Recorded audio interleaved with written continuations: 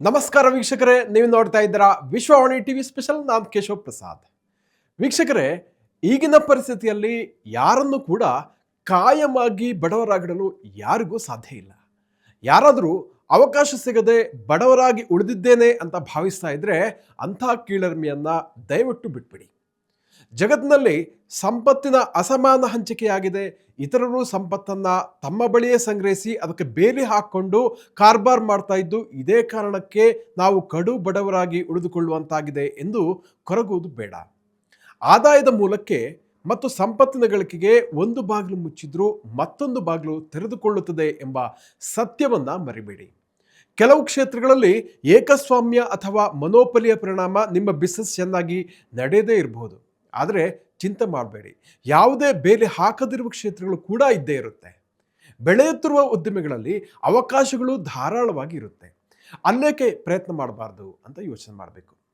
ಬೇರೆ ಬೇರೆ ಕಾಲಘಟ್ಟಗಳಲ್ಲಿ ದೇಶ ಮತ್ತು ಜಗತ್ತಿನ ಅಗತ್ಯಗಳಿಗೆ ಮತ್ತು ಸಾಮಾಜಿಕ ವಿಕಾಸಕ್ಕೆ ತಕ್ಕಂತೆ ಅವಕಾಶಗಳು ಕೂಡ ಭಿನ್ನ ದಿಕ್ಕುಗಳಲ್ಲಿ ಸೃಷ್ಟಿಯಾಗ್ತಾ ಇರುತ್ತೆ.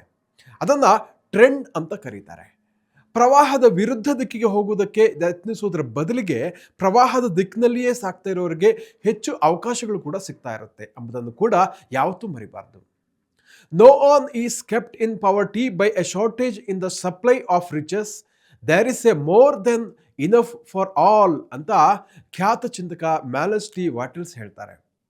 ಕಾರ್ಖಾನೆಗಳಲ್ಲಿ ಕೆಲಸ ಮಾಡುವವರು ಇರ್ಬೋದು, ಸಣ್ಣ ಪುಟ್ಟ ವೃತ್ತಿಗಳಲ್ಲಿ, ಕಸುಬುಗಳಲ್ಲಿ, ವ್ಯಾಪಾರಗಳಲ್ಲಿ ತೊಡಗಿಸಿಕೊಂಡಿರುವವರು ತಾವು ಅವಕಾಶ ವಂಚಿತರು ಅಂತ ಕೊರಗುವುದರಿಂದ ಯಾವ ಪ್ರಯೋಜನವೂ ಇಲ್ಲ. ಅದು ದುಃಖವನ್ನು ಮತ್ತಷ್ಟು ಹೆಚ್ಚಿಸಬಹುದೇ ಹೊರತು ಬುದ್ಧಿವಂತಿಕೆಯನ್ನ, ತಿಳುವಳಿಕೆಯನ್ನು ಹೆಚ್ಚಿಸಲ್ಲ. ಕೆಲವೊಂದು ವಿಷಯಗಳನ್ನು ಒಂದು ನಿರ್ದಿಷ್ಟ ವಿಧಾನದಲ್ಲಿ ಮಾಡದೇ ಇರೋದ್ರಿಂದ ಜನರಿಗೆ ತಮ್ಮ ಬಡತನದ ಪೊರೆಯನ್ನ ಕಳಚಿ ಹೊರಗೆ ಬರಲಿಕ್ಕೆ ಸಾಧ್ಯ ಆಗೋದಿಲ್ಲ. ಹಾಗಂತ ಅವಕಾಶಗಳು ಅಥವಾ ದಾರಿಗಳು ಇಲ್ಲ ಅಂತಲ್ಲ. ನಿಮ್ಮ ಸುತ್ತಮುತ್ತಲಿನ ಸಮಾಜದಲ್ಲೇ ಜನಸಾಮಾನ್ಯರಂತೆ ಇದ್ದವರು ಸಿರಿವಂತರಾಗುವುದನ್ನು ಹಾಗೂ ಶ್ರೀಮಂತರಲ್ಲಿ ಕೆಲವರು ಬಡವರಾಗುವುದನ್ನು ಕಾಣಬಹುದು. ನಿಮಗೆ ಕ್ಲಾಸಿಕ್ ಎನ್ನುವಂತಹ ಉದಾಹರಣೆ ಕೊಡಬೇಕಿದ್ರೆ ಧೀರುಭಾಯಿ ಅಂಬಾನಿಯವರ ಕಥೆಯನ್ನು ಕೇಳಿ. ರಿಲಯನ್ಸ್ ಇಂಡಸ್ಟ್ರೀಸ್ ಎಂಬ ದೊಡ್ಡ ಕೈಗಾರಿಕಾ ಸಾಮ್ರಾಜ್ಯವನ್ನು ಸ್ಥಾಪಿಸಿದ ಧೀರುಭಾಯಿ ಅಂಬಾನಿಯವರು ಸಾಮಾನ್ಯ ಬಡ ಕುಟುಂಬದಲ್ಲಿ ಜನಿಸಿದವರು. ಆದರೆ ಅವರಲ್ಲಿ ಉದ್ಯಮಶೀಲ ಪ್ರವೃತ್ತಿ ಇತ್ತು. ಕುಟುಂಬ ಕಷ್ಟದಲ್ಲಿದ್ದಾಗ ಸ್ನ್ಯಾಕ್ಸ್ ಅಥವಾ ಕುರುಕಲು ತಿಂಡಿಗಳನ್ನು ಕೂಡ ಅವರು ಮಾರಿದ್ರು. ಆದರೆ ಅವರ ವಿಲ್ ಪವರ್ನ ಕಳೆದುಕೊಂಡಿರಲಿಲ್ಲ. ಯೆಮೆನ್ನಲ್ಲಿ ಗ್ಯಾಸ್ ಸ್ಟೇಷನ್ನಲ್ಲಿ ಅಟೆಂಡರ್ ಮತ್ತು ಕ್ಲರ್ಕ್ ಆಗಿದ್ರು. 1954ರಲ್ಲಿ ಭಾರತಕ್ಕೆ ಮರಳಿ ತಮ್ಮದೇ ಬಿಸ್ನೆಸ್ ಶುರು ಮಾಡ್ತಾರೆ. ಮಸಾಲೆ ಪದಾರ್ಥಗಳು ಮತ್ತು ಜವಳಿ ವ್ಯಾಪಾರದಲ್ಲಿ ತಮ್ಮನ್ನು ತೊಡಗಿಸ್ಕೊಳ್ತಾರೆ. ಕ್ರಮೇಣ ದೊಡ್ಡ ಉದ್ಯಮ ಸಾಮ್ರಾಜ್ಯವನ್ನೇ ಕಟ್ತಾರೆ. ಉಕ್ಕು ಉದ್ಯಮದ ದಿಗ್ಗಜ ಲಕ್ಷ್ಮೀ ಮಿತ್ತಲ್ ಕೂಡ ರಾಜಸ್ಥಾನದಲ್ಲಿ ಬಹಳ ಬಡ ಕುಟುಂಬದಲ್ಲಿ ಜನಿಸಿದ್ರು. ಹೀಗೆ ವರ್ಕಿಂಗ್ ಕ್ಲಾಸ್ನಲ್ಲಿ ಇರುವವರು ಕೂಡ ಮಾಸ್ಟರ್ ಕ್ಲಾಸ್ಗೆ ಬರಬಹುದು. ಆದರೆ ಅವರ ಕೆಲಸಗಳನ್ನು ಒಂದು ನಿರ್ದಿಷ್ಟ ಕ್ರಮದಲ್ಲಿ ಮಾಡಬೇಕು. ಲಾ ಆಫ್ ವೆಲ್ತ್ ಅನ್ನೋದು ಎಲ್ರಿಗೂ ಒಂದೇ, ಆದರೆ ಅದನ್ನು ಕಲಿತಾ ಹೋಗಬೇಕು. ಹಾಗಂತ ವರ್ಕಿಂಗ್ ಕ್ಲಾಸ್ನಲ್ಲಿ ಇರುವವರು ಅದಕ್ಕಾಗಿ ಕಳವಳ ಪಡಬೇಕಾಗಿಲ್ಲ. ಸಂಪತ್ತು ಗಳಿಸುವ ಅವಕಾಶಗಳನ್ನು ಅವರು ಕೂಡ ಪಡಿಬಹುದು. ಭಾರತವೇ ಇರಬಹುದು, ಕರ್ನಾಟಕವೇ ಇರಬಹುದು, ಪ್ರಕೃತಿಯ ಸಿರಿ ಸಂಪತ್ತಿಗೆ ಯಾವುದೇ ಕೊರತೆ ಇಲ್ಲ. ಅಮೆರಿಕದ ಲೇಖಕ ವ್ಯಾಲಸ್ ಟಿ ವಾಟಲ್ಸ್ ಆತ್ಮವಿಶ್ವಾಸದಿಂದ ಒಂದು ಮಾತನ್ನು ಹೇಳ್ತಾರೆ. ಅಮೆರಿಕದಲ್ಲಿರುವ ಕಟ್ಟಡ ಸಾಮಗ್ರಿಗಳಿಂದ ಇಡೀ ಜಗತ್ತಿನ ಕುಟುಂಬಗಳಿಗೆ ಬೇಕಾದಷ್ಟು ಮನೆಗಳನ್ನು ನಿರ್ಮಿಸಬಹುದು.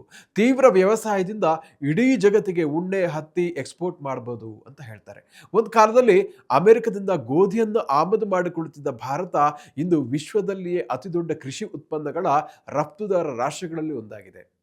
ಇನ್ನೂ ಹಲವಾರು ಕ್ಷೇತ್ರಗಳಲ್ಲಿ ಭಾರತ ಅನೂಹ್ಯವಾದ ಸಾಧನೆ ಮಾಡಿದೆ. ಜಗತ್ತಿನಲ್ಲಿ ಕಣ್ಣಿಗೆ ಕಾಣುವ ಸಂಪತ್ತಿನ ಪೂರೈಕೆಯು ಪ್ರಾಯೋಗಿಕವಾಗಿ ಅಕ್ಷಯವಾಗಿದೆ. ಕಣ್ಣಿಗೆ ಕಾಣದೇ ಇರುವ ಪೂರೈಕೆಯು ಅಂದರೆ ಸಪ್ಲೈ ಸೈಡ್ ನಿಜವಾಗಿ ಕೂಡ ಅಕ್ಷಯವಾಗಿದೆ. ಭೂಮಿಯ ಮೇಲೆ ನೀವು ನೋಡುವ ಎಲ್ಲವೂ ಒಂದು ಮೂಲ ವಸ್ತುವಿನ ತಯಾರಾಗುತ್ತೆ ಮತ್ತು ಅದರಿಂದಲೇ ಎಲ್ಲವೂ ಸಿಗುತ್ತೆ. ಹೊಸ ರೂಪಗಳು ನಿರಂತರವಾಗಿ ಬರ್ತಾ ಇರುತ್ತೆ, ಹಳೆದು ಹೋಗ್ತಾ ಇರುತ್ತೆ. ಆದರೆ ಎಲ್ಲವುಗಳ ಆಕಾರಗಳು ಒಂದೇ ಒಂದು ಮೂಲ ವಸ್ತುವಿಂದ ತಯಾರಾಗುತ್ತೆ. ಅದರಿಂದ ಅವಕಾಶ ವಂಚಿತರು ಅಂತ ಕೊರಗೋದು ಬೇಕಿಲ್ಲ ಅಂತ ಅವರು ಹೇಳ್ತಾರೆ.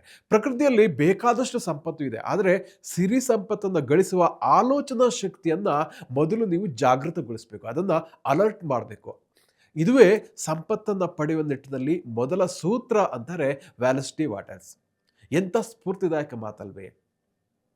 Thought is the only power which can produce tangible riches from the formless substance ಅಂತ ಅವ್ರು ಹೇಳ್ತಾರೆ. ಅಂದರೆ ಆಲೋಚನಾ ಶಕ್ತಿಯಿಂದಲೇ ನಿರಾಕಾರ ವಸ್ತುವಿನ ಮೂಲದಿಂದ ಸ್ಪಷ್ಟವಾದ ಸಂಪತ್ತನ್ನು ಗಳಿಸ್ಬೋದು ಅಂತ ಅವ್ರು ಹೇಳ್ತಾರೆ. ಇದು ಹೇಗೆ ಅನ್ನೋದ್ರ ಬಗ್ಗೆ ಮುಂದಿನ ಸಂಚಿಕೆಯಲ್ಲಿ ನಾವು ವಿವರವಾಗಿ ತಿಳಿಯೋಣ. ಅದಕ್ಕೂ ಮೊದಲು ಪ್ರಾಥಮಿಕವಾಗಿ ಕೆಲವು ವಿಚಾರಗಳನ್ನು ನೋಡೋಣ. ಬಡವರು ಸಿರಿವಂತರಾಗಲು ಏನು ಮಾಡಬೇಕು? ಮೊದಲನೇದಾಗಿ ಆಂಟ್ರಪ್ರಿನಲ್ ಸ್ಪಿರಿಟ್ ಅಥವಾ ಉದ್ಯಮಶೀಲತೆಯ ಉತ್ಸಾಹ ಅವರಲ್ಲಿರಬೇಕು. ಪರಿಶ್ರಮ ಮತ್ತು ಡೆಡಿಕೇಶನ್ ಇರಲೇಬೇಕು. ನಿರ್ದಿಷ್ಟವಾದ ಕೌಶಲ್ಯಗಳು ಅಥವಾ ಸ್ಕಿಲ್ ಬೇಕಾಗುತ್ತೆ. ಹಣಕಾಸು ವಿಚಾರಗಳ ಬಗ್ಗೆ ಸಾಮಾನ್ಯ ಜ್ಞಾನ ಆದರೂ ಬೇಕೇ ಬೇಕು. ನೀವು ಫೋರ್ಬ್ಸ್ ಲಿಸ್ಟ್ ನೋಡಿದ್ರೆ ಸಾಕು. ಅದರಲ್ಲಿ ಬಹುತೇಕ ಮಂದಿ ಬಿಲಿಯನರ್ಗಳು ತಾವಾಗಿಯೇ ಬಿಲಿಯನರ್ ಆದವರು. ಅವರ ತಂದೆ ತಾಯಿ ಮಾಡಿದ ಆಸ್ತಿ ಅಲ್ಲ, ಸೆಲ್ಫ್ ಮೇಡ್ ಬಿಲಿಯನರ್ಗಳು ಅಂತ ಅವರನ್ನು ಕರೀತಾರೆ.